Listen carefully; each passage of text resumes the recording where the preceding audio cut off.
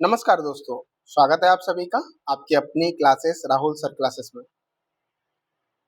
दोस्तों, जब एग्जाम में सिर्फ 20 से 25 दिन रह जाते हैं ना, तो अच्छे अच्छे धुरंधरों की धड़कनें बढ़ जाती हैं। सिलेबस पूरा नहीं हो पाया, क्या पढ़ना है और क्या छोड़ना है, समझ ही नहीं आ रहा। या फिर जो पढ़ा है उसका सटीक रिवीजन कैसे करें, यह डर इस वक्त हर छात्र के दिल में होता है। इसी डर को खत्म करने और आपके इन आखिरी 20 दिनों का सबसे सही यूटिलाइजेशन, सही उपयोग कराने के लिए आज की यह क्लास आपके सामने है।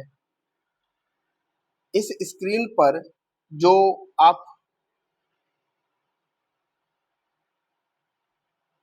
पॉइंट्स देख रहे हैं, यह घटना चक्र को वो ये घटना चक्र का वो अचूक संकलन है जो अकेले आपके पूरे एग्जाम का 70 से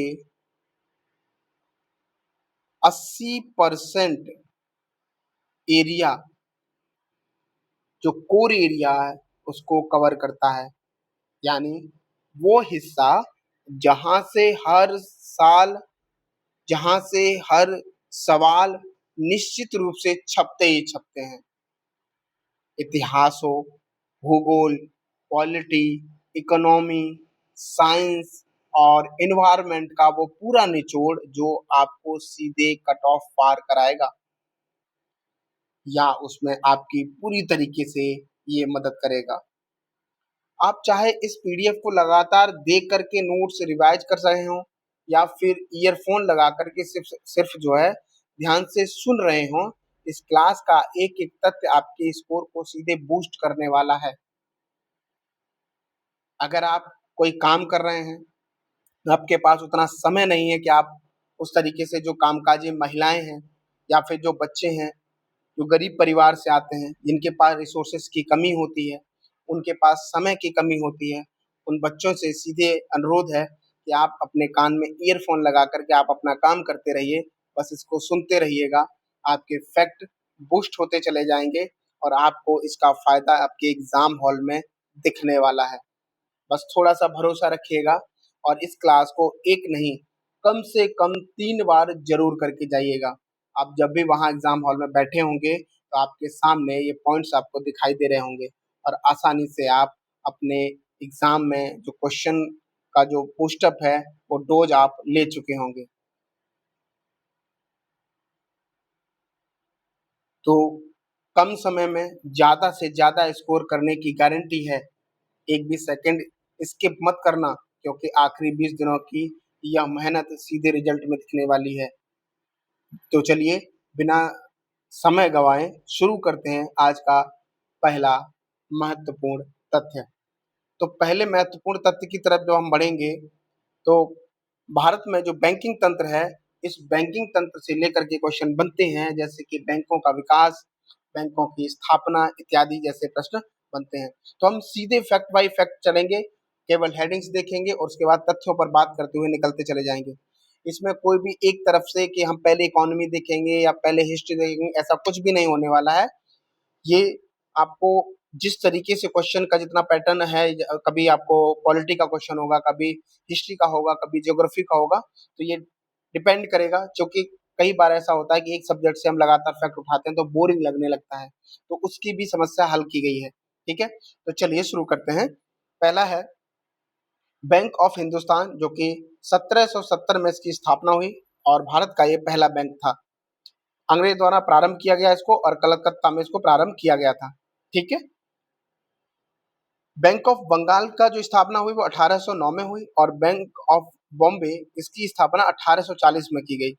बैंक ऑफ मद्रास इसकी स्थापना 1843 में की गई और 1921 में तीनों बैंकों का विलय करके, यानी bank of Bengal, bank of Bombay, bank of Madras, इन तीनों का विलय कर इंपीरियल बैंक ऑफ इंडिया का गठन किया गया। ठीक है, जो वर्तमान में आपकी एसबीआई कहलाती है। आगे बढ़ते हैं। इलाहाबाद बैंक की स्थापना 1865 में देखने को मिलती है और इसकी इलाहाबाद में स्थापना की गई। बाद में इसका हेड क्वार्टर बदल करके कलकत्ता में कर दिया गया। ठीक। अगला फैक्ट है अवध कॉमर्शियल बैंक, जो कि 1881 में स्थापित हुई। ये सीमित देयता के साथ स्टार्ट की गई थी, भारतीय द्वारा स्थापित थी ये और फैजाबाद में स्थापित की गई। ठीक है, अवध कॉमर्शियल बैंक। अगला है पंजाब नेशनल बैंक, जिसकी स्थापना 1894 में हुई और पूर्ण देयता के साथ ये बैंक स्थापित की गई। भारतीयों द्वारा स्थापित पहला बैंक था, ठीक है, जो कि पूरी तरीके से एक बैंक के रूप में भारतीयों के द्वारा स्थापित किया गया। लाहौर में इसकी स्थापना की गई और हेडक्वार्टर इसका नई दिल्ली में है। अगला बैंक है आरबीआई, जो कि इसकी स्थापना 1935 में की गई। आरबीआई एक्ट 1934 के तहत कलकत्ता में इसकी स्थापना की गई। बाद में बंबई स्थानांतरित कर दिया गया इसका और 1 जनवरी 1949 को इसका राष्ट्रीयकरण कर दिया गया। ठीक। बैंकिंग रेगुलेशन एक्ट 1949, जो कि बैंकिंग फर्मों को नियंत्रित करने के लिए बनाया गया। ये जो बैंकिंग रेगुलेशन एक्ट 1949 था, ये बैंकिंग फर्मों को कंट्रोल करने के लिए, नियंत्रित करने के लिए ये एक्ट लागू किया गया। उसके बाद स्टेट बैंक ऑफ इंडिया यानी एसबीआई 1955 में, इंपीरियल बैंक ऑफ इंडिया का नाम एसबीआई कर दिया गया। 1 जुलाई 1955 को राष्ट्रीयकरण करके गोरेवाला समिति की सिफारिश पर मुख्यालय इसका बंबई में बनाया गया। किसकी समिति की सिफारिश पर? गोरेवाला समिति की सिफारिश पर। ठीक है, चलिए अगला पॉइंट है, भारत का पहला बैंक कौन सा है? तो बैंक ऑफ हिंदुस्तान है। पूर्ण रूप से भारतीयों द्वारा स्थापित पहला बैंक कौन सा है? तो पंजाब नेशनल बैंक है, पूर्ण रूप से अगर पूछा जाए तो। वैसे अवध था। अगला है 19 जुलाई 1969 को चौथी पंचवर्षीय योजना में इंदिरा गांधी सरकार द्वारा 14 बैंकों का राष्ट्रीयकरण किया गया और 1980 में 6 बैंकों का फिर राष्ट्रीयकरण किया गया। अगला पॉइंट है, प्रमुख विदेशी यात्री एक तरफ देखेंगे और दूसरी तरफ समकालीन जो शासक हैं, यानी किस शासक के समय कौन व्यक्ति आया था, इसका भी आपसे मिलान करने को या फिर आपसे सीधे फैक्ट के रूप में पूछा जाता है। तो सबसे पहले देखेंगे मेगास्थनीज, जो कि 302 से 298 बीसी के बीच ये चंद्रगुप्त मौर्य के दरबार में आए थे, यानी चंद्रगुप्त जो मौर्य थे उनके समकालीन, यानी कि उनके प्रशासन के समय मेगास्थनीज ने भारत की यात्रा की थी। ठीक है, उसके बाद देखें फाइयान, तो 405 से 477 ईस्वी के बीच ये चंद्रगुप्त द्वितीय के सामने, यानी कि जो चंद्रगुप्त जो द्वितीय थे उनके समकालीन थे ये, यानी उनके शासनकाल में ये भारत आए। फिर उसके बाद सुंगयुंग, जो कि 515 से 520 ईस्वी, शासक स्पष्ट नहीं है इनका। और फिर उसके बाद भीमसांग, जो कि 630 से 642 ईस्वी, ये हर्षवर्धन के समय। उसके बाद सिंह, जो कि 771 से 695 ईस्वी, और यहाँ भी शासक स्पष्ट नहीं है। ठीक है, तो क्रम याद रखने के लिए आप ये याद रखिएगा, तो मैं यान लेकर के सुरंग बना करके, यान को सुरंग से गुजारिएगा, कुछ ऐसे पॉइंट्स जोड़ने का प्रयास करिएगा इससे याद रह जाएं। तो मैं यान लेकर के सुरंग से सॉन्ग गाते हुए, यानी कि सॉन्ग ही याद रखिए, गाना गाएंगे तो थोड़ा सा कंफ्यूजन हो सकता है, तो सॉन्ग सुनते हुए या गाते हुए इस दिशा पर निकल पड़ा, कुछ इस प्रकार से बनाने का प्रयास करिएगा तो याद रहेगा। और माफ करिएगा कि मैं आपसे यहाँ पे 477 बोल दिया हूँ, जो कि 411 है, यानी 411 ईस्वी तक। ठीक, चलिए अगला है, मुगल काल में आए प्रमुख जो यात्री हैं। तो मुगल काल में जो यात्री आए थे, जो दरबार में जो लोग पहुंचे थे, जो कि आपको पता है कि उस समय जो ब्रिटिश कंपनी थी वो पुर्तगाली कंपनी, कंपनी डेनिश कंपनी, फ्रांसीसी कंपनी, इन सब कंपनियों ने अपना धीरे धीरे आकर के अपना प्रभुत्व भारत में जमाना स्टार्ट कर दिया था, यानी व्यापार करने की नीति से ये लोग आए थे और फिर फैक्ट्रियां बनाना इन्होंने स्टार्ट कर दिया था। तो किसके शासनकाल में कौन कौन व्यक्ति आया उसके बारे में देखेंगे, ये आपसे बहुत पूछा जाता है। ठीक है, तो एंटोनियो की अगर बात की जाए तो ये पुर्तगाल के थे, ये अकबर के दरबार के समय आए थे, यानी अकबर के समय में ये आए थे। राल्फ फिल्च, ये ब्रिटेन के थे, ये भी अकबर के समय में आए थे। कैप्टन हॉकिंस, ये भी ब्रिटेन के थे और ये जहांगीर के समय में आए थे। तो एंटोनियो पुर्तगाल से संबंधित थे जो कि अकबर के समय में आए थे, और वहीं राल्फ फिंच जो थे वो अकबर के समय में आए जो कि ब्रिटेन से थे। कैप्टन हॉकिंस ये ब्रिटेन के थे, ये जहांगीर के समय में आए। टॉमस रो ये भी ब्रिटेन के थे, ये भी जहांगीर के समय में आए। फ्रांसिस्को पेल्सर्ट जो कि डच कंपनी से संबंधित थे और ये जहांगीर के दरबार में आए। पित्रो डेला वाले ये इटली से थे, ये जहांगीर के दरबार में ये पहुंचे। पीटर मुंडी ये ब्रिटेन के थे, ये शाहजहां के दरबार में पहुंचे। और ट्रेवेनियर ये फ्रांस के थे, ये शाहजहां के दरबार में पहुंचे। ठीक है। वर्नियर ये शाहजहां और औरंगजेब दोनों के समय में आए थे। मनुची ये शाहजहां के समय में आए थे। अब आपको याद रखना है कि चाहे पीटर मुंडी हो या ट्रेवेनियर हो या मनुची हो, ये सब शाहजहां के समय में आ रहे हैं। उसके बाद कैप्टन हॉकिंस हो, टॉमस रो हो, फ्रांसिस्को हो या फिर पित्रो डेलावले हो, ये सब जहांगीर के समय में आए। ठीक। यहाँ से प्रश्न बहुत बनते हैं, हर साल आप देखेंगे कि यहाँ से क्वेश्चन आपको देखने को मिल जाएगा। आगे है पूर्वोत्तर राज्य की पहाड़ियां। तो सबसे पहले देखेंगे अरुणाचल प्रदेश में जो पहाड़ियां पड़ती हैं, जैसे मिरी।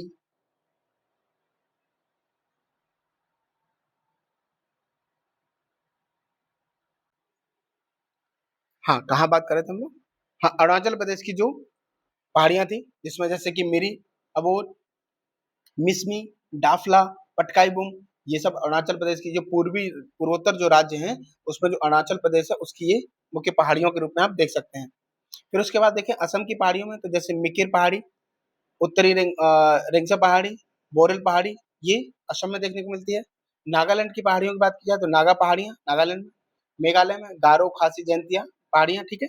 मणिपुर में बारेल पहाड़ियां, और मिजोरम में मिजो लुसाई पहाड़ियां, ये आपको देखने को मिलती हैं। पूर्वोत्तर राज्य की प्रमुख ये पहाड़ियां हैं। ठीक है। उसके बाद चलते हैं राष्ट्रीय प्रतीक के रूप में देखें, तो जैसे राष्ट्रीय ध्वज। तो जो राष्ट्रीय ध्वज था इसको 22 जुलाई 1947 को अपनाया गया। पिंगली वेंकैया द्वारा तैयार किया गया था राष्ट्रीय ध्वज को। 24 तीलियां होती हैं इसमें। ठीक है। आपने जो चक्र देखा होगा उस चक्र में 24 तीलियां होती हैं। लंबाई और चौड़ाई का अनुपात देखें तो 3:2 होता है, और बीच में नीला चक्र होता है। ठीक है। ये जो चक्र है इसी में 24 तीलियां होती हैं। कैसे कलर का होता है ये? नीले कलर का। ठीक है। अगला है राष्ट्रीय गान। 24 जनवरी 1950 को अपनाया गया राष्ट्रीय गान को।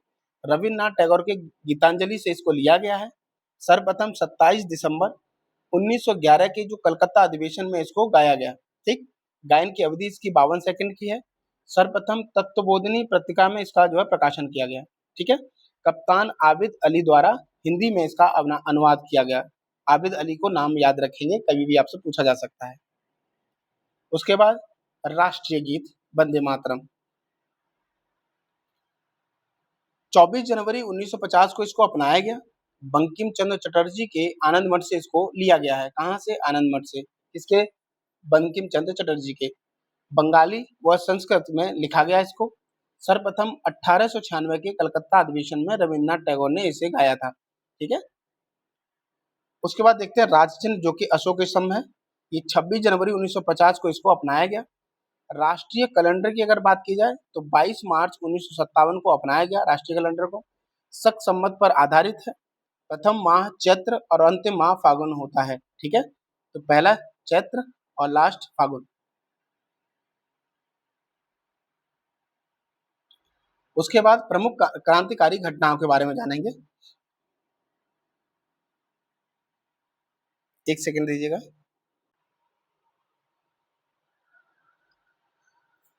तो जिसमें मुख्य क्रांतिकारी घटनाओं की बात कर रहे थे, पहला है आयस्ट एवं कमिश्नर रैंड हत्याकांड 1897 में। ठीक है। अगर इसके बारे में कुछ विशेष बात बताऊं मैं आपको, तो पहले तो ये पुणे से। ठीक है। दूसरा इसमें अगर क्रांतिकारी की बात की जाए तो क्रांतिकारी के रूप में अगर आप देखेंगे तो जो चापेकर बंधु भाई थे ना, जिसमें आपने नाम सुना होगा कि दामोदर हरि चापेकर और दूसरे व्यक्ति थे बालकृष्ण हरि चापेकर। ठीक है। इन दोनों ने क्या किया कि गोली मार करके हत्या की गई। हुआ क्या था एक्चुअली, तो कहानी सुनिएगा कि भारत में पहली राजनीतिक जो एक इस तरीके से इसको देख सकते हैं कि पॉलिटिकल असैसिनेशन की ये पहली घटना थी, जिसमें जो प्लेग समिति के जो कमिश्नर थे ना रैंड, इनकी ज्यादतियों के विरोध में इन्हें गोली मारी गई थी। यानी कि जो प्लेग समिति थी ना उसके जो कमिश्नर थे उनको ये गोली मार दी गई, तो उसी को हत्याकांड के रूप में इसको देखा जाता है। ठीक है, चलिए।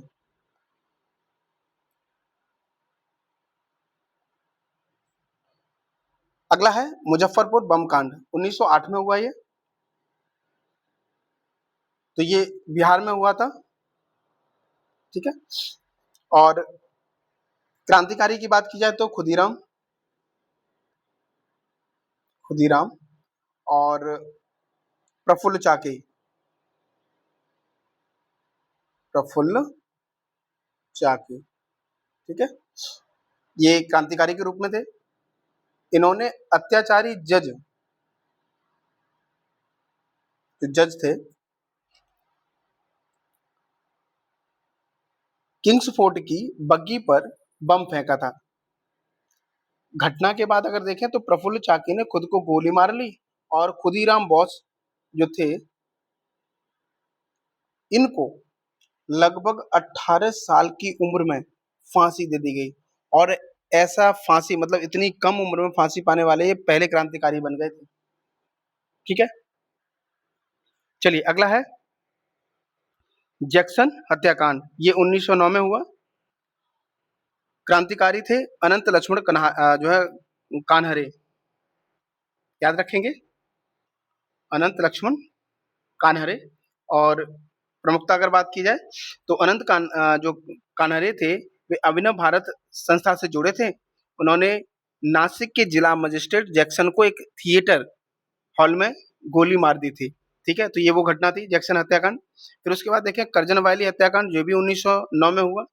करजन वाली हत्याकांड ये कहाँ हुआ था, ये लंदन में था, और ये देशी धरती पर एक पहला जो है एक तरीके से पहला इतना बड़ा कोई मतलब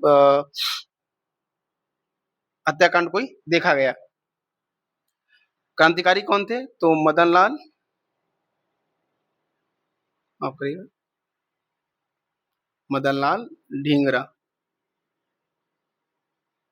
ठीक, यह विदेशी धरती यानी कि लंदन पर ब्रिटिश अधिकारी की हत्या की पहली बड़ी घटना थी ये। ढींगरा ने इंडिया ऑफिस के राजनीतिक सलाहकार करजन वायली को सरेआम गोली मार दी थी। ठीक, तो ये घटना थी करजन वायली हत्याकांड। अगली घटना है दिल्ली बम कांड, ये 1912 में घटना घटित हुई।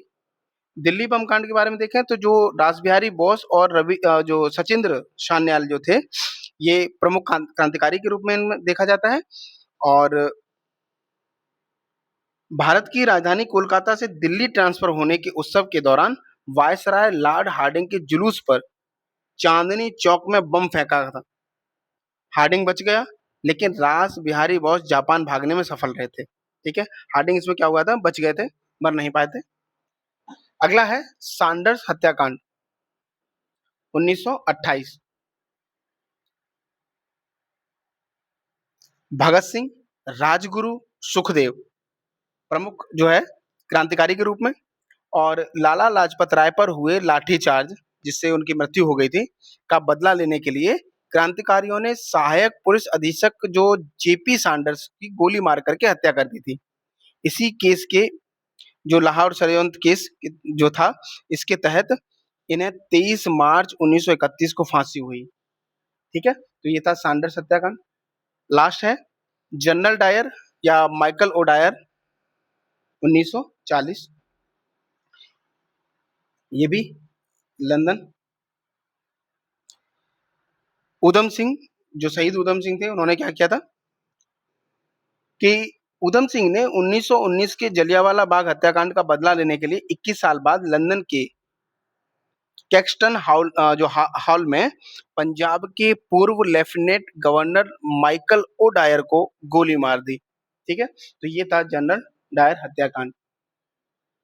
मुख्य मुख्य पॉइंट्स मैंने आपको बता दिए हैं, बस याद रखना है आपको। चलिए पॉइंट पर आगे बढ़ते हैं। आगे है प्रमुख घाटियां और उनकी अवस्थिति। तो जैसे लॉयर घाटी ये फ्रांस में है, वादा घाटी ये इंडोनेशिया में है, चितवन नेपाल में है, सेक्रेड घाटी पेरू में है, काठमांडू घाटी नेपाल में है, हम्बर घाटी कनाडा में है, पो घाटी इटली में है, स्वात घाटी पाकिस्तान में है, किंग घाटी ऑस्ट्रेलिया में है, ब्लैकवुड घाटी ऑस्ट्रेलिया में है, वोल्गन घाटी ऑस्ट्रेलिया में है, प्लीजेंट घाटी यूएसए में है, रैबिट घाटी यूएसए में है और ग्रैंड घाटी यूएसए में है। याद रखेंगे कि जब इस प्रकार से जो प्रश्न बनते हैं, ये आपको मिलान करने के लिए क्वेश्चन पूछे जाते हैं, ठीक है? तो मिलान करने के लिए आपसे हर 1 साल, 2 साल या 3 साल के अंतराल पे ये प्रश्न आपको सीधे एग्जाम में देखने को मिल जाएंगे, ठीक है? तो ये थी हमारी प्रमुख घाटियां और उनकी अवस्थिति अवस्थिति और उसके बाद अगला पॉइंट है हमारा गैस आधारित प्रमुख परियोजना। तो परियोजना की बात की जाए, गैस आधारित जो परियोजनाएं हैं, जैसे अंता राजस्थान, औरैया उत्तर प्रदेश, दादरी उत्तर प्रदेश, कवास गुजरात, झानोर गंधार गुजरात, राजीव गांधी सीसीपीबी कायमकुलम केरल में। ये गैस आधारित परियोजना है और सीधे इसी प्रकार से मिलान करने को दे देंगे आपको। 4 ऑप्शन उठाएंगे ए, बी, सी और डी, फिर उसके बाद मिलान करने के लिए सीधे दे देंगे 1, 2, 3, 4, इस प्रकार से आपको मिलान कराना है, ठीक है? तो सीधे-सीधे प्रश्न आपको देखने को मिल जाएंगे। चलिए आगे बढ़ते हैं। अगला पॉइंट है अंतरिम मंत्रिमंडल सदस्य 15। तो जैसे वेवेल जो थे वो अध्यक्ष थे अंतरिम मंत्रिमंडल के, जवाहरलाल नेहरू ये कार्यकारी परिषद में उपाध्यक्ष विदेशी मामले तथा राष्ट्रमंडल, वल्लभ भाई पटेल ये गृह सूचना और प्रसारण मंत्री थे, डॉक्टर जॉन मथाई ये उद्योग और आपूर्ति मंत्री थे, सरदार बलदेव सिंह ये रक्षा मंत्री थे, सी राजगोपालाचारी ये शिक्षा मंत्री थे, सी एच भाभा ये कार्य खान तथा बंदरगाह मंत्री थे, राजेंद्र प्रसाद ये खाद्य एवं कृषि मंत्री थे, अरुणा आसफ अली ये रेलवे एवं परिवहन मंत्री थे, ठीक है? जगजीवन राय ये श्रम मंत्री, लियाकत अली ये वित्त यानी कि पैसे जो वित्त मंत्री थे, ठीक है? और ये मुस्लिम लीग से संबंधित थे, याद रखेंगे। चुंदरीकर ये वाणिज्यिक मंत्री थे और अब्दुल रब निस्तार ये संचार मंत्री, जोगेंद्र नाथ मंडल ये विधि मंत्री और गजानफर अली खां ये स्वास्थ्य मंत्री, ठीक है? तो ये जो सभी थे ये कौन किसके थे? ये लीग के व्यक्ति थे, ठीक है? मुस्लिम लीग के, जिसमें लियाकत अली, चुंदरीकर, अब्दुल रब निस्तार, जोगेंद्र नाथ मंडल और गजानफर अली खां, ठीक है? चलिए आगे बढ़ते हैं। अन्य युद्धों की अगर बात की जाए तो कुछ युद्ध हैं, जैसे चिंगम की लड़ाई 1767 में ये हुई। ये चंगामा युद्ध के नाम से भी जाना जाता है, प्रथम आंग्ल मैसूर का हिस्सा था ये, ठीक है? तो चिंगम की लड़ाई आपसे पूछी जाती है। फिर उसके बाद पोलीलूर का युद्ध, ये 1780 में जो टीपू ने हेक्टर मुर्रो की सेनापति जो है सेना को पराजित किया था, ये था पोलीलूर का युद्ध। ये ऐसे युद्ध हैं जो अचानक से आपको मिलेंगे एग्जाम में, फिर आप कहोगे ये तो पढ़ा नहीं था, कहाँ से पूछ लिया है ना? तो इस प्रकार से आपको देखने को मिलते हैं। फिर उसके बाद देखें पोर्टो नोवा का युद्ध, ये 1781 में हुआ। ये हैदर अली और सर आयरकूट के बीच हुआ था। आयरकूट की विजय हुई थी इसमें और यह द्वितीय आंग्ल मैसूर युद्ध का हिस्सा था, ठीक है? उसके बाद शिवाजी के दरबार में अष्टप्रधान, ये आपसे बहुत पूछे गए हैं, ठीक है? तो जैसे पेशवा ये राजा का प्रधानमंत्री होता था, अमात्य या मजूमदार ये वित्त एवं राजस्व मंत्री होते थे, वाकिया नजीब या मंत्री ये राजा के दैनिक कार्यों तथा दरबार के प्रतिदिन कार्यवाहियों का वितरण देते थे, ठीक है? उसके लिए ये मंत्री थे। फिर उसके बाद देखें सचिव या शुरूनवीश ये राजकीय पत्र व्यवहार का कार्य इनके अंतर्गत था। सुमंत या दबीर ये विदेश मंत्री हुआ करते थे। सेनापति या सरे नौबत ये सेना भर्ती या संगठन, रसद आदि का जो प्रबंधन इनका कार्य था। पंडित राव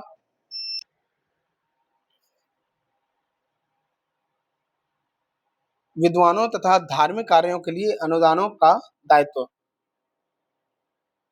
इनके अंतर्गत था। फिर उसके बाद देखें न्यायाधीश, ये मुख्य न्यायाधीश होते थे, तो ये अष्टप्रधान होते थे शिवाजी के दरबार में, ठीक।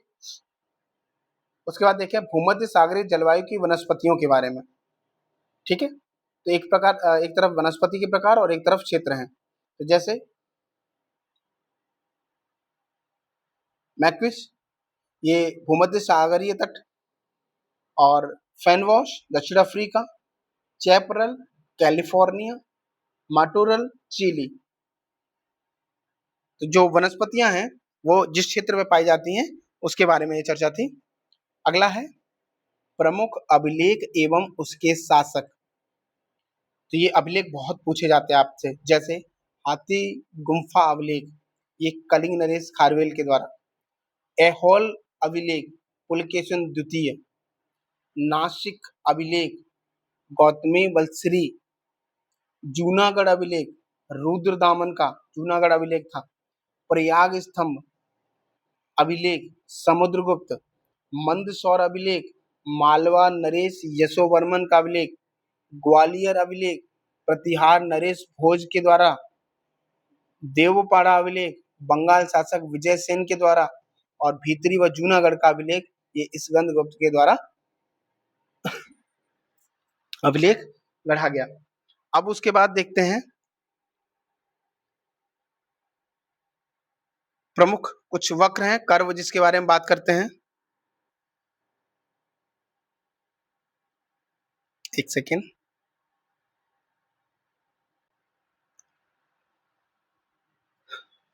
तो कुछ प्रमुख वक्र हैं यानी कर्व, जैसे लॉरेंज वक्र आय की विषमता को दर्शाते हैं। कुजनेट्स वक्र ये आर्थिक विकास के बढ़ने पर शुरू में आर्थिक असमानता बढ़ती है और एक बिंदु के बाद असमानता घटने लगती है, यानी उल्टे यू आकार का होता है, ठीक है। तो ये आर्थिक असमानता को दर्शाता है कुजनेट वक्र। उसके बाद देखें लाफर वक्र, तो ये कर की दर और कर राजस्व के बीच संबंध की व्याख्या करता है, यानी कि कर की दर और कर राजस्व के बीच संबंध बताता है। फिलिप्स वक्र ये बेरोजगारी और मुद्रास्फीति की दरों के बीच व्युत्क्रमानुपाती संबंध को प्रदर्शित करता है। तो इस प्रकार से ये वक्र आपसे पूछे जाते हैं। उसके बाद अगला है सल्तनत कालीन प्रशासनिक विभाग। इसके बारे में देखें तो जैसे दीवाने अर्ज सैन्य विभाग होता था बलबन के समय में, यानी बलबन ने इसको स्थापित किया दीवाने अर्ज को। दीवाने मुस्तखराज राजस्व विभाग होता था अलाउद्दीन खिलजी के द्वारा। दीवाने रियासत ये बाजार नियंत्रण विभाग था जो कि अलाउद्दीन खिलजी के द्वारा बनाया गया। दीवाने अमीर को ही कृषि विभाग था मोहम्मद बिन तुगलक के द्वारा, ठीक है। दीवाने ए खैरात ये दान विभाग होता था फिरोज शाह तुगलक के द्वारा। दीवाने बंदगान दास विभाग होता था फिरोज शाह तुगलक के द्वारा।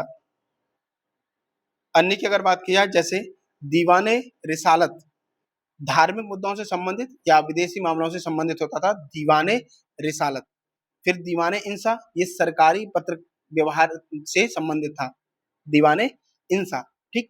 दीवाने वजारत ये वित्तीय मामलों से संबंधित था यानी राजस्व विभाग से संबंधित था। ये सराय ए अदल ये ऐसा बाजार जहां पर वस्त्र शक्कर जड़ी बूटी मेवा दीपक जलाने का तेल अन्य सामग्री जहां मिलती थी, ठीक है। तो उसके लिए एक विभाग बनाएगा सराय ए अदल।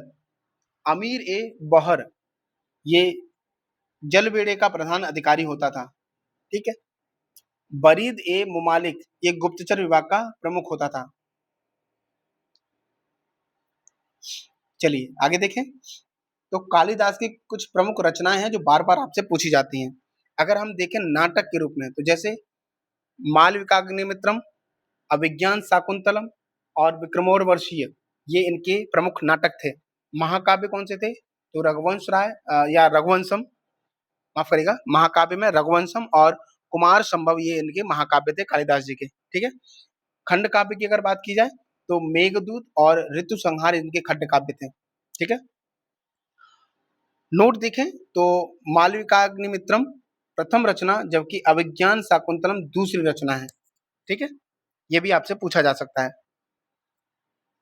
चलिए आगे बढ़ते हैं। संगमकालीन जो ग्रंथ थे ये भी आपसे बहुत बार पूछे गए हैं। तो जैसे तूलकाप्यम, ये व्याकरण ग्रंथ है तूलकाप्य के द्वारा। शिल्पाधिकारम, ये प्रेम कथा है ये। और इल्गो अडिगल के द्वारा। तिरुकुरल, ये दर्शन है, ये तिरुवल्लवर के द्वारा।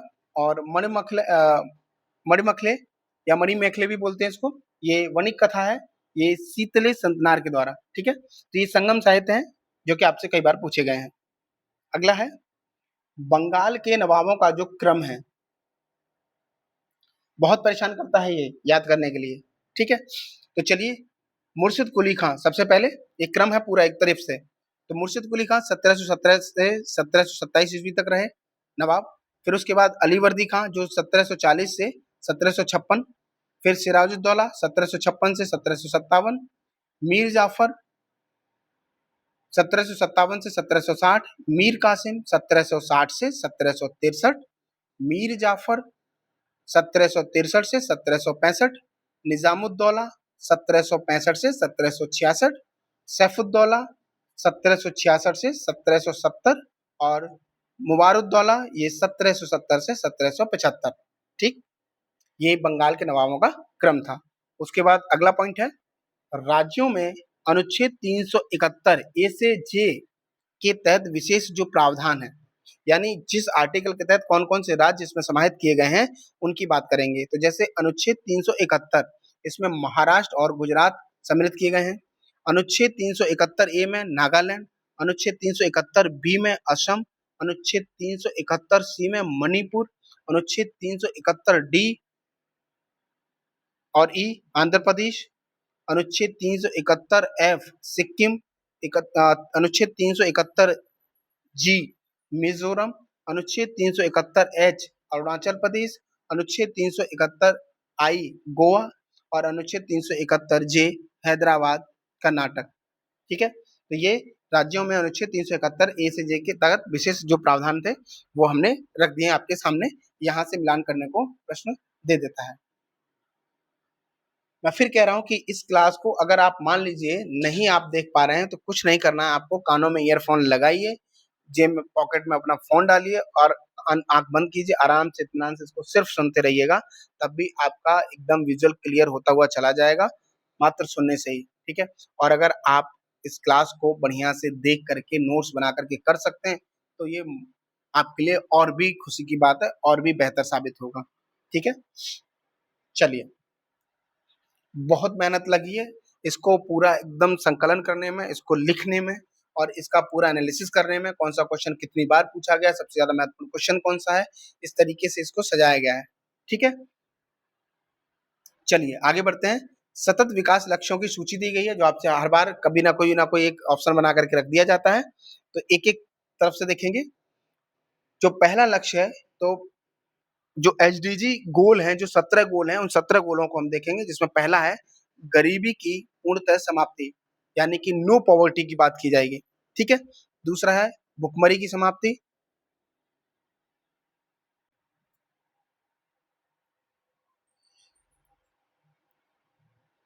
तो दूसरा था भुखमरी की समाप्ति। तीसरा लक्ष्य है एचडीजी में अच्छा स्वास्थ्य और जीवन स्तर। तो बेहतर जीवन स्तर, अच्छा स्वास्थ्य, एचडीजी 3। एचडीजी 4 जो है गुणवत्तापूर्ण शिक्षा। जैसे इसको याद रखने के लिए आप इस तरीके से रख सकते हैं कि देखो, सबसे पहले क्या होगा कि व्यक्ति की गरीबी दूर की जाएगी। अब गरीबी दूर होगी तो भुखमरी मिटेगी, और जब भुखमरी मिटने लगेगी तो स्वास्थ्य अच्छा होगा, जीवन स्तर बेहतर हो जाएगा। फिर उसके बाद अच्छी गुणवत्तापूर्ण उसको शिक्षा प्राप्त होगी, और जब व्यक्ति शिक्षित हो जाएगा तो लक्ष्य 5 है कि लैंगिक समानता इसमें आएगी। ठीक है, फिर उसके बाद लक्ष्य 6 है कि साफ पानी और स्वच्छता की बात ध्यान में रखी जाएगी। फिर उसके बाद लक्ष्य 7 है सस्ती व स्वच्छ ऊर्जा। लक्ष्य 8 में है अच्छा काम और आर्थिक विकास। फिर लक्ष्य 9 में है उद्योग, नवाचार और बुनियादी ढांचा का विकास। लक्ष्य 10 में है असमानता में कमी। फिर लक्ष्य 11 है, जिसमें कि टिकाऊ शहरी और सामुदायिक विकास किया जाएगा। लक्ष्य 12, जिसमें कि जिम्मेदारी के साथ उपभोग और उत्पादन किया जाएगा। लक्ष्य 13 है, जलवायु परिवर्तन, ये तो कई बार पूछा जा चुका है। लक्ष्य 14, पानी में जीवन। लक्ष्य 15, भूमि पर जीवन। ठीक। लक्ष्य 14, सॉरी, लक्ष्य 16, शांति और न्याय के लिए संस्था। लक्ष्य 17, लक्ष्य प्राप्ति में सामूहिक साझेदारी। तो ये टोटल जो है 17 एसडीजी लक्ष्य है। ठीक है, इनसे प्रश्न हमेशा बनते रहते हैं। चलिए अगला पॉइंट है, ब्रिटिश काल में स्थापित प्रमुख शैक्षणिक संस्थान। तो कलकत्ता में पहला जो मदरसा था 1781 में स्थापना हुई इसकी, और वारेन हेस्टिंग के द्वारा इसकी स्थापना की गई। ठीक। अगला है एशियाटिक सोसाइटी ऑफ बंगाल, 1784 में इसकी स्थापना की गई। विलियम जोन्स द्वारा इसकी स्थापना की गई। ठीक। प्राच्य अध्ययन को प्रोत्साहन देने के लिए किया गया और एशियाटिक रिसर्चेज पत्रिका का प्रकाशन किया गया। चलिए आगे बढ़ते हैं। बनारस संस्कृत विश्वविद्यालय या बनारस संस्कृत महाविद्यालय, 1791 में इसकी स्थापना की गई और जोनाथन डंकन द्वारा इसकी स्थापना की गई। ठीक। अगला है फोर्ट विलियम कॉलेज, इसकी स्थापना 1801 में की गई और लॉर्ड वेल्लेस्ली के द्वारा की गई। ये कंपनी के सिविल सेवकों को भारतीय भाषाओं और रीति रिवाजों का प्रशिक्षण देने हेतु खोला गया था। ठीक। उसके बाद 1802 में इसको बंद कर दिया गया। चलिए अगला है एशियाटिक सोसाइटी ऑफ बॉम्बे, ये 1804 में स्थापना सर जेम्स मैकिन्टोश द्वारा इसकी स्थापना की गई। ठीक। फिर उसके बाद है हिंदू कॉलेज, 1817 में इसकी स्थापना की गई, कलकत्ता में हुई थी, और डेविड हेयर व अलेक्जेंडर डफ डफ के सहयोग से राजा राममोहन राय के द्वारा इसकी स्थापना की गई हिंदू कॉलेज की। ठीक है। उसके बाद है मियो कॉलेज, ये 1875 में अजमेर में स्थापित हुआ और लॉर्ड मेयो के द्वारा इसकी स्थापना की, इसको मेयो कॉलेज के नाम से जाना गया। अगला है मुस्लिम एंग्लो ओरिएंटल कॉलेज, 1875 में अलीगढ़ में इसकी स्थापना की गई, जो वर्तमान में एएमयू के नाम से जाना जाता है। सर सैयद अहमद खां के नेतृत्व में इसकी स्थापना की गई थी। ठीक। अगला है पर्यावरण से संबंधित प्रमुख प्रजाति के प्रकार। तो आपने कुछ शब्द सुने होंगे, जैसे कीस्टोन प्रजाति, सांकेतिक प्रजाति, स्थानीय प्रजाति, एलियट प्रजाति, अम्ब्रेला प्रजाति, फ्लैगशिप। तो इस प्रकार के जो शब्द होते हैं ये बड़े उलझाऊ होते हैं और कभी कभी इतना कंफ्यूजन क्रिएट कर देते हैं कि समझ नहीं आता। ठीक है। तो याद रखना है कि कीस्टोन प्रजाति ऐसी प्रजाति जो संख्या में कम होती है लेकिन उनका महत्व अधिक होता है, जैसे बाघ। ठीक है। अगर मान लीजिए कि अगर बाघ खत्म हो जाए तो जिस पे ये बाघ डिपेंड होता है, जैसे मान लेते हैं बकरी। ठीक। अब बकरी को खा करके जो है बाघ जिंदा रहता है। तो अगर बाघ नहीं होगा, अगर इसकी मृत्यु हो जाएगी, बाघ जैसे बाघ जो स्पीसीज है यानी प्रजाति, अगर वो नष्ट हो जाएगी तो इनकी संख्या क्या होगी, ऑटोमेटिक बढ़ने लगेगी। फिर ये जो बढ़ने लगेगी तो बाकी की जो स्पीसीज हैं उनको ये नष्ट करना शुरू कर देगी। तो इस प्रकार से जो कीस्टोन प्रजाति है उनका होना बड़ा आवश्यक होता है और ऐसी प्रजाति कीस्टोन प्रजाति कहलाती है। ठीक है। आगे है संकेतक प्रजाति, जो परिवर्तन के बारे में सूचना देती है, जैसे लाइकेन, SO2 का प्रदूषण बढ़ जाए तो खत्म हो जाता है। तो जो लाइकेन है वो अगर प्रदूषण बढ़ जाता है तो उसके जो है जीवन पर खतरा उत्पन्न होने लगता है। तो इससे ये संकेत प्रदान करती है कि क्या हो रहा है, कि प्रदूषण की मात्रा बढ़ रही है यानी परिवर्तन हो रहा है। ठीक है। तो ये संकेत प्रदान करती है। फिर उसके बाद देखिए स्थानीय प्रजाति, इसको देखें तो लोकल प्रजाति जहाँ की निवासी है, जैसे कि पश्चिमी घाट का पूंछ वाला बंदर, तो ये वहाँ की स्थानीय जो है प्रजाति होगी, तो उनको स्थानीय प्रजाति कहते हैं, जो कि विशेष रूप से उस स्थान पर पाई जाती है। ठीक है। फिर उसके बाद है एलियन प्रजाति, ये बाहर से लाई गई प्रजाति होती है, जैसे कि चाय चीन से लाई गई, आलू पुर्तगाल से लाया गया, तो ये एलियन प्रजाति है। ठीक है। उसके बाद देखिए अम्ब्रेला प्रजाति, जो पूरे परितंत्र के संरक्षण के लिए जानी जाती हैं, जैसे एक सींग वाला गैंडा, अंडा, टाइगर, ये क्या है, अम्ब्रेला प्रजाति के नाम।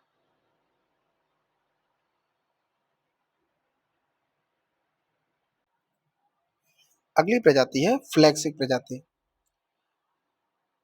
जो किसी परितंत्र की पहचान बनती है, जैसे मणिपुर में केवल लामजाओ, सुंदरबन में बंगाल टाइगर, तो ये फ्लैगशिप प्रजाति कहलाती है जो कि वहाँ की पहचान बन जाती है। ठीक है, आगे है पुराणों की संख्या कितनी है? टोटल 18 पुराण है और इनकी रचना गुप्त काल में हुई।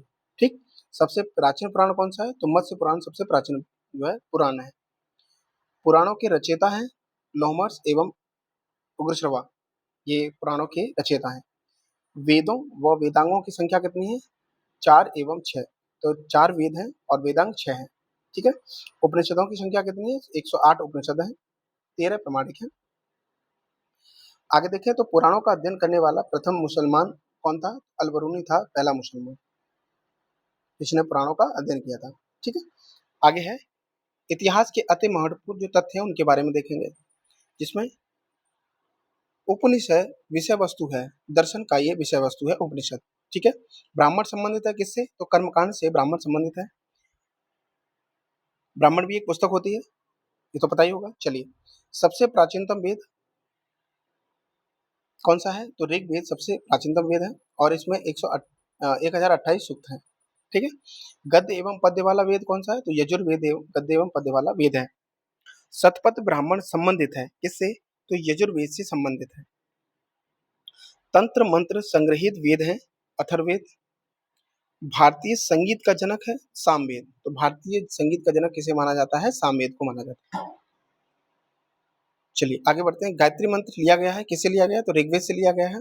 और गायत्री मंत्र के रचनाकार कौन है? तो विश्वामित्र इसके रचनाकार हैं। अगला है गायत्री मंत्र समर्पित है, तो सूर्य देवता को ये गायत्री मंत्र समर्पित है। अगला गोत्र शब्द मिलता है, ऋग्वेद में गोत्र शब्द का वर्णन मिलता है। भागवत धर्म के प्रवर्तक थे कृष्ण, जो है भागवत धर्म के प्रवर्तक थे। अगला भक्ति आंदोलन का प्रारंभ अलवर संतों ने किया था। ठीक है, आर्यों की जानकारी का स्रोत क्या है? तो ऋग्वेद आर्यों की जानकारी का स्रोत है, वहां से इसकी जानकारी मिलती है। ऋग्वेद में सर्वाधिक बार वर्णित नदी कौन सी है? तो सिंधु नदी सबसे ज्यादा वर्णन किया गया है। अगला है ऋग्वेद में वर्णित सबसे पवित्र नदी कौन सी है? तो सरस्वती नदी सबसे पवित्र नदी है। ठीक है, ऋग्वेद में वर्णित प्रमुख देवता कौन से हैं? तो इंद्र सबसे ज्यादा वर्णित किए गए हैं। ठीक है, लगभग 250 बार इनका जो है लेखन मिलता है। और उसके बाद कौन से मिलते हैं इंद्र के बाद? तो इंद्र के बाद अग्नि है। ठीक है, चलिए, ऋग्वेद में सबसे बाद निर्मित मंडल कौन सा है? तो 10वां मंडल सबसे बाद में निर्मित हुआ। ऋग्वेद में पूर्णतः सोम को समर्पित मंडल कौन सा है? तो 9वां जो है पूर्णतः सोम को समर्पित मंडल है ऋग्वेद का। ठीक, सत्यमेव जयते किससे लिया गया है? तो ये मुंडकोपनिषद से लिया गया है। प्राचीन हिंदू विधि का लेखक है, तो मनु प्राचीन हिंदू विधि के लेखक माने जाते हैं, जिनके द्वारा मनुस्मृति गढ़ी गई।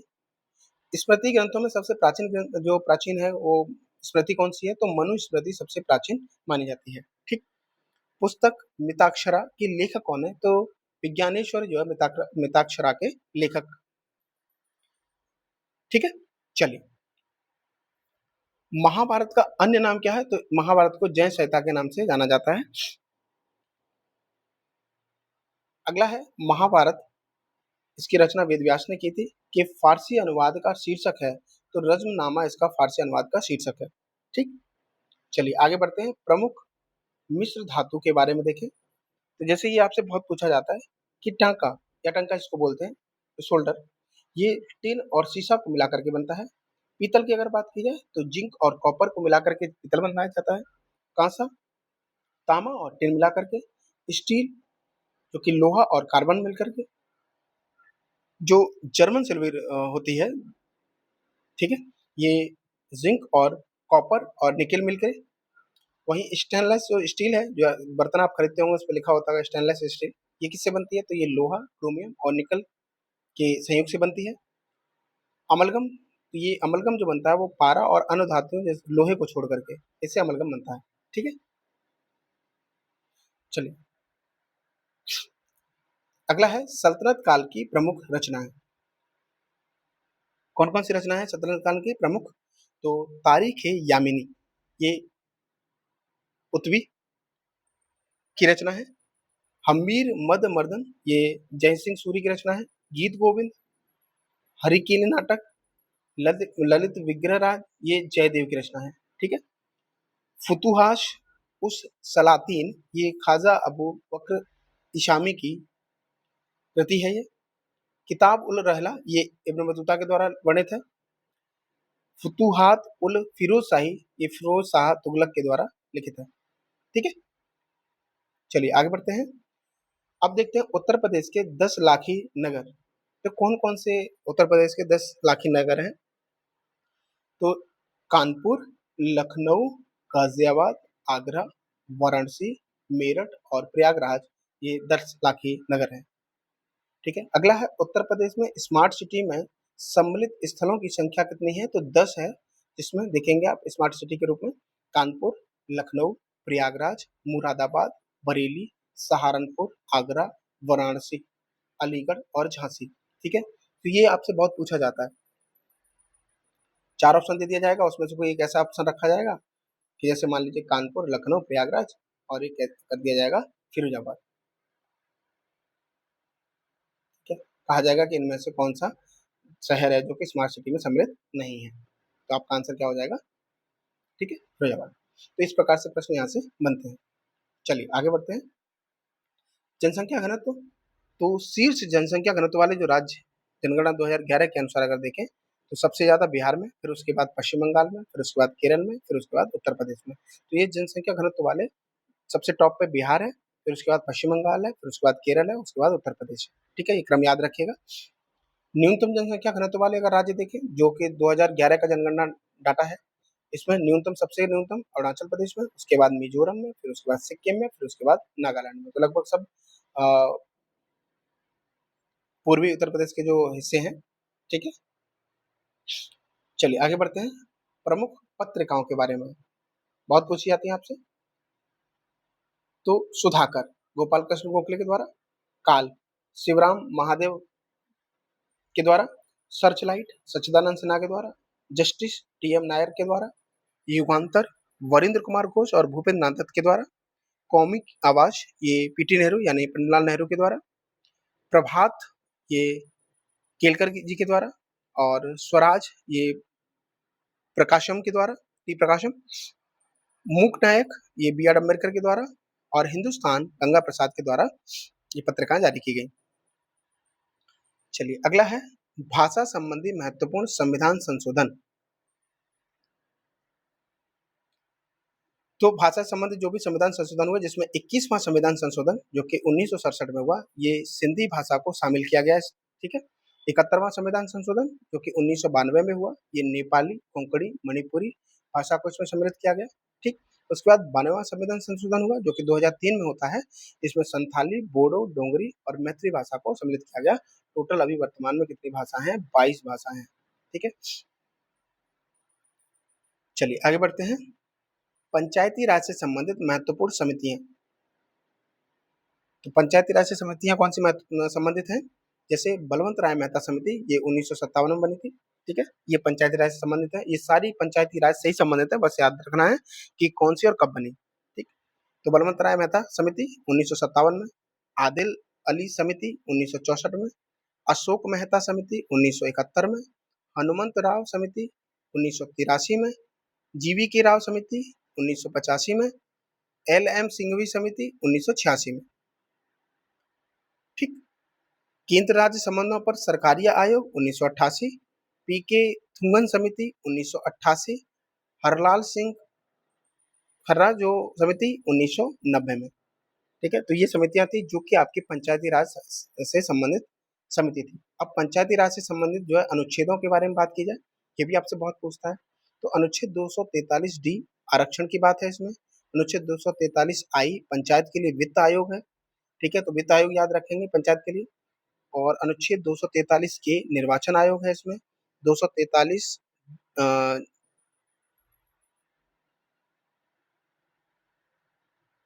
243 जेड होगा, 243 जेड डी। ठीक है। ये अनुच्छेद 243 जेड डी ये जिला योजना समिति के लिए, और अनुच्छेद 243 जेड ई ये महानगरी योजना समिति के लिए। ये वो हैं जो आपसे बहुत ज्यादा पूछे जाते हैं। चलिए आगे बढ़ते हैं। पंचायती राज को अपनाने वाला प्रथम राज्य कौन सा था? तो राज्य राजस्थान था। ठीक है। फिर उसके बाद आंध्र प्रदेश। 73वां संविधान संशोधन को अपनाने वाला प्रथम राज्य कौन सा था? तो मध्य प्रदेश था सबसे पहले 73वां संविधान संशोधन को अपनाने वाला।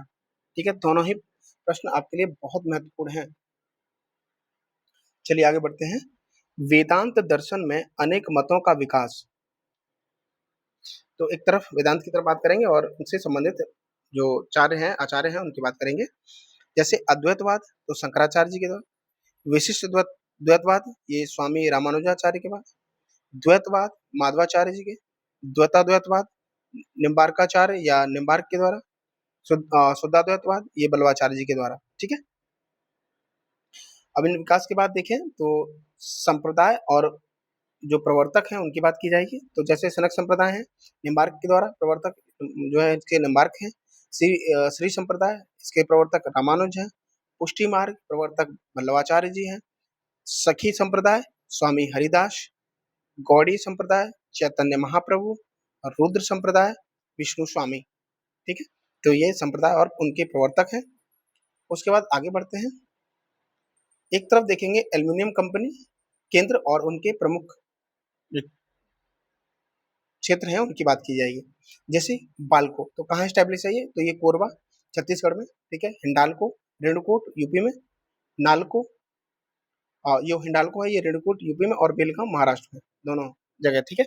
नालको कोयना महाराष्ट्र और कोरापुट उड़ीसा, अंगुल उड़ीसा और भुवनेश्वर उड़ीसा। ठीक है।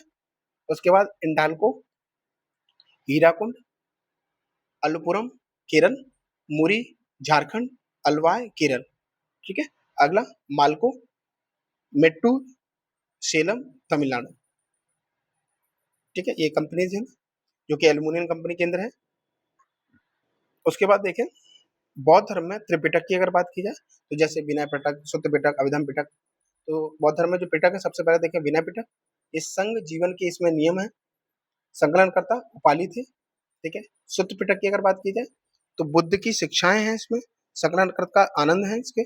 त्रिपिटक में सबसे बड़ा बौद्ध धर्म का शब्दकोश है ये। ठीक। उसके बाद देखें तो अभिधम्म पिटक की अगर बात किया है तो ये बौद्ध के दर्शन सिद्धांत है इसमें और इसके संकलनकर्ता मोगलपुत्र तिष्य हैं। ठीक है। सर्वप्रथम संस्कृत भाषा का प्रयोग किया गया था इसमें, अगर बुद्ध के उसके बारे में बात की जाए तो। ठीक है। चलिए आगे बढ़ते हैं।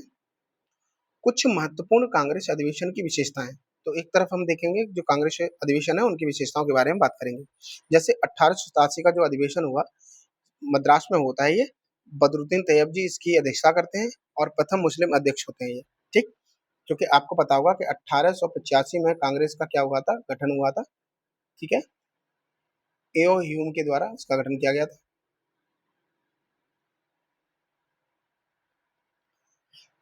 चलिए आगे बढ़ते हैं। 1888 ये जो अधिवेशन हुआ वो इलाहाबाद में हुआ। जॉर्ज यूल जो है इसके अध्यक्ष थे और प्रथम अंग्रेज जो है अध्यक्ष बने थे।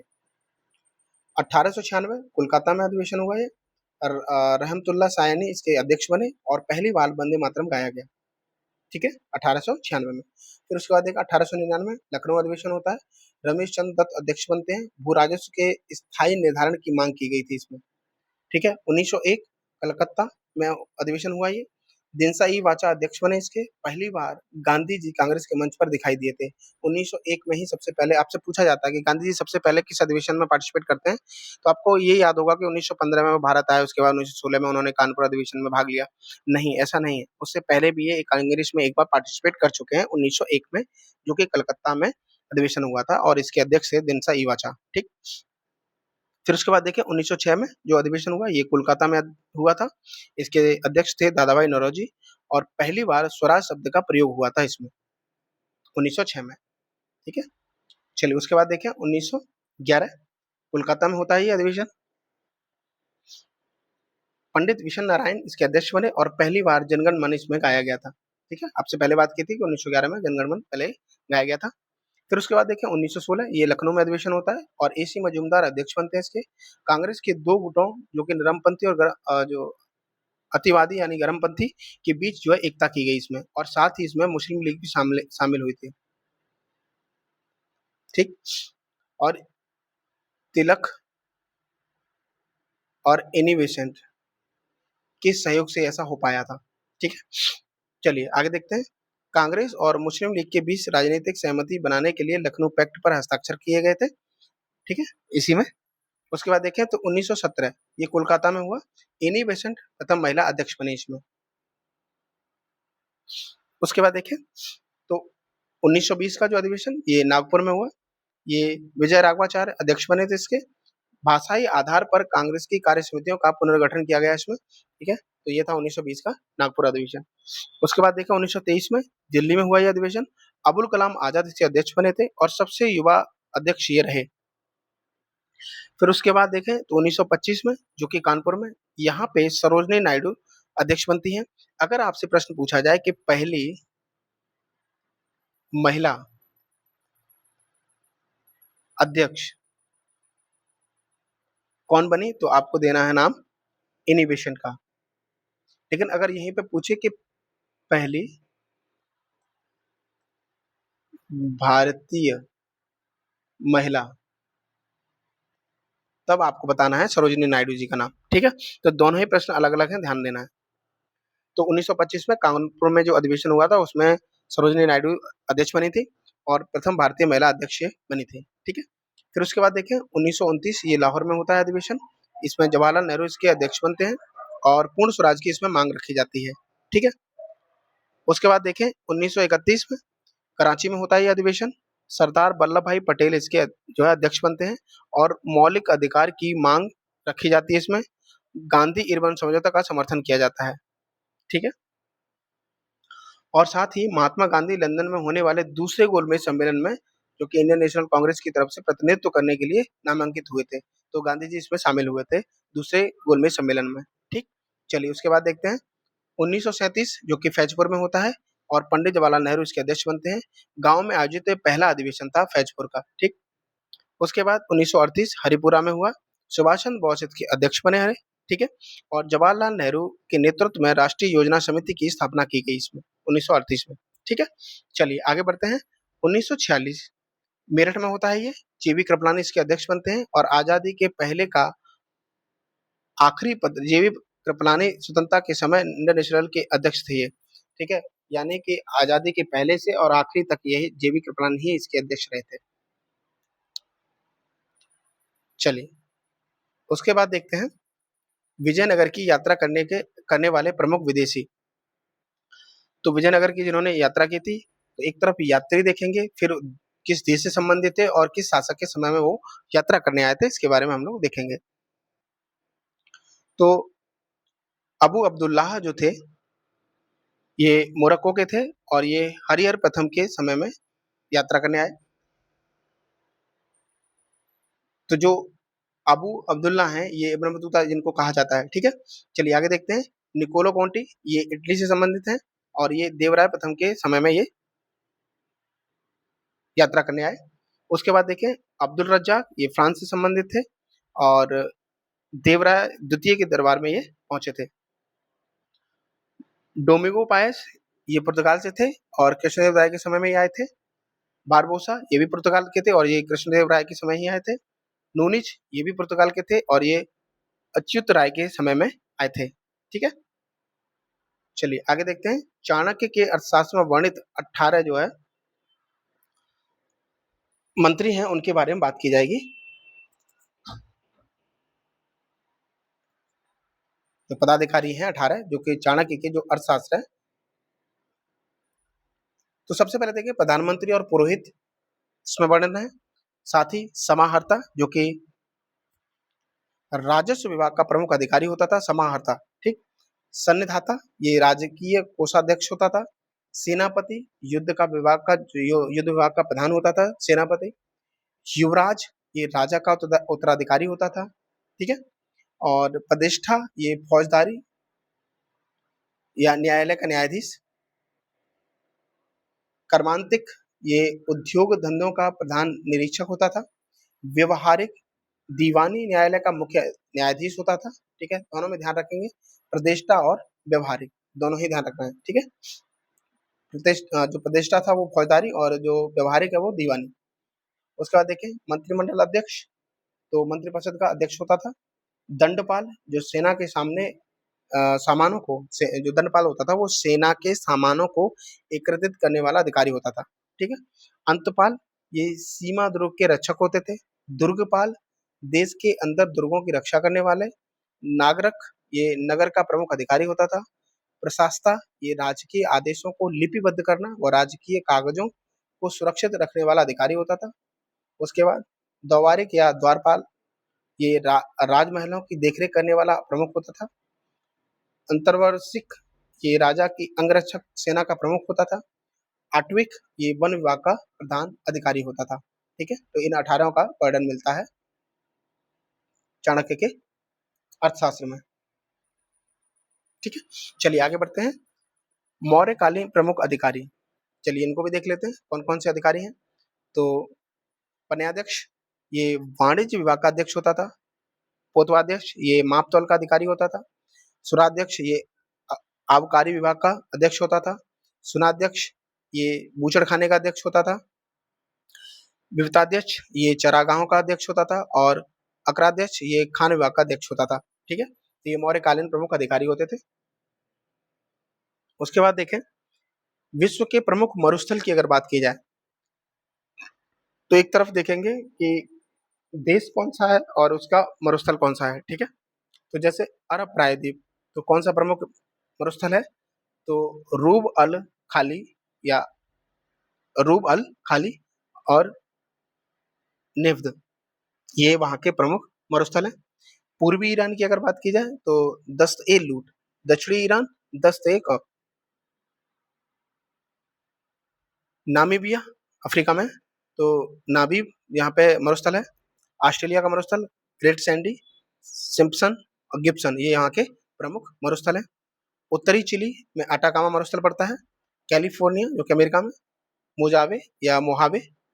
ठीक है, चीन में तकलामकान मरुस्थल प्रमुख है। एरिजोना या एरिजोना एवं कैलिफोर्निया यूएसए, सोनोरम जो है वहाँ का क्या है मरुस्थल है प्रमुख। बोत्सवाना कालाहारी मरुस्थल है। मंगोलिया में गोबी मरुस्थल है। तुर्कमेनिस्तान में कराकुम मरुस्थल है। और अफ्रीका महाद्वीप सहारा मरुस्थल, जो कि सहारा मरुस्थल किस किस देश में फैला हुआ है, तो अफ्रीका के जैसे अल्जीरिया, चाड, लीबिया, माली, मारिटानिया, नाइजर, सूडान, ट्यूनीशिया, मिस्र और मोरक्को, यहाँ पे ये फैला हुआ है। ठीक है, अब देखते हैं विटामिन और उससे संबंधित जो उसकी कमी से होने वाले जो रोग हैं। ठीक है, तो जैसे विटामिन ए है, इसका जो है रासायनिक नाम रेटिनॉल है। इसकी कमी से रतौंधी और जीरोप्थेल्मिया रोग हो जाता है। ठीक है, विटामिन बी 1 थायमिन इसका नेम है रासायनिक, इसकी कमी से बेरी-बेरी रोग हो जाता है। विटामिन बी 2 साइबो फ्लेविन इसका नाम है रासायनिक, और एरिबोप्लेविनोसिस और पोस्ट विदारक जो है इसके क्या हो जाते हैं, अ, रोग हो जाते हैं। ठीक है, साइंस की मैंने कुछ क्लासेस आपको दी हैं, उस क्लासेस में जो विटामिन आपको पढ़ाया गया है, आप जाकर के वो क्लास कर लेंगे तो आपके ये सारे विटामिन आपको क्लियर हो जाएंगे बहुत अच्छे तरीके से। ठीक है, पूरी की पूरी एक वीडियो ही ये विटामिन पे बनाई गई है, तो इसको देखने के बाद आप जाकर के आराम से उसको देख लीजिएगा। आपको इसी चैनल पे बायो का एक प्लेलिस्ट बना हुआ है, उसमें जाकर के मिल जाएगी। चलिए, विटामिन बी 3 नियासिन इसका रासायनिक नेम है।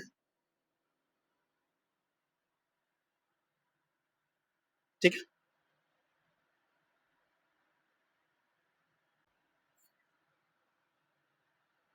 और इसकी कमी से पेलाग्रा रोग हो जाता है। विटामिन बी 5 पेंटोथेनिक एसिड इसका रासायनिक नेम है, और इसकी कमी से पेरेस्टेसिया नामक रोग हो जाता है। ठीक है, विटामिन बी 6 पायरिडॉक्सिन इसका रासायनिक नेम है, और एनीमिया की जो है रोग हो जाता है इसकी कमी से। एनीमिया मतलब जब ब्लड की कमी हो जाती है। ठीक है, विटामिन बी 7 बायोटिन इसका रासायनिक नेम है। त्वचा शोध और आंत्र शोध इस कमी से रोग हो जाते हैं। विटामिन बी 9 फॉलिक एसिड इसका रासायनिक नेम है, और मेगाल मेगालोब्लास्टिक और एनीमिया इसकी कमी से रोग होते हैं। ठीक है, विटामिन बी 12 का रासायनिक नेम है साइनोकोबालिन, साइनोकोबालासिस इसका रासायनिक नेम है बी 12 का, और इसकी कमी से मेगालोब्लास्टिक और एनीमिया जैसे रोग हो जाते हैं। ठीक है। विटामिन सी की अगर बात की जाए तो एस्कॉर्बिक एसिड इसका रासायनिक नेम है। स्कर्वी इसकी कमी से रोग होता है, जिससे कि मसोड़ों में सूजन होना, ब्लड आना इसकी कमी से होता है, विटामिन सी की कमी से। ठीक है। विटामिन डी की अगर बात की जाए तो इसका रासायनिक नाम कैल्सिफेरॉल है। इसकी कमी से रिकेट्स या ऑस्टियोमलेशिया नामक बीमारी हो जाती है। ठीक है। अगर विटामिन ई की बात की जाए तो इसका साइंटिफिक नेम है टोकोफेरल। इसकी कमी से प्रजनन में जो है प्रजनन की क्षमता में कमी आ जाती है। अगर विटामिन के की बात की जाए तो इसका रासायनिक नेम है फाइलोक्विनोन। इसका रासायनिक नेम है और इसकी कमी से रक्त का थक्का जो बनता है वो नहीं बनता। ठीक है। चलिए आगे बढ़ते हैं।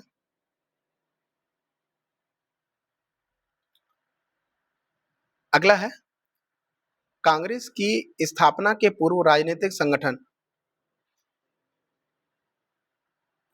ठीक है।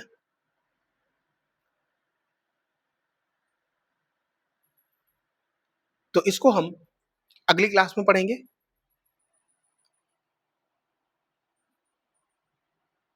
और आप कमेंट करके बताइए कि अगली सीरीज आपको चाहिए, तो मुझे कमेंट करिएगा, क्योंकि इसी प्रकार से सारे तथ्यों को हम लोग कवर करेंगे। बस आपका साथ चाहिए।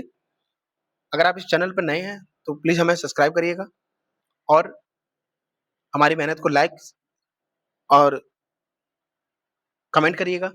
साथ ही अपने दोस्तों के साथ इसको शेयर करिएगा। ऐसा नहीं है कि आप शेयर करेंगे तो आपके दोस्त ज़्यादा पढ़ के चले जाएँगे, ऐसा बिल्कुल नहीं है। ठीक है? ज्ञान बाँटने से बढ़ता है। तो ध्यान रखना है,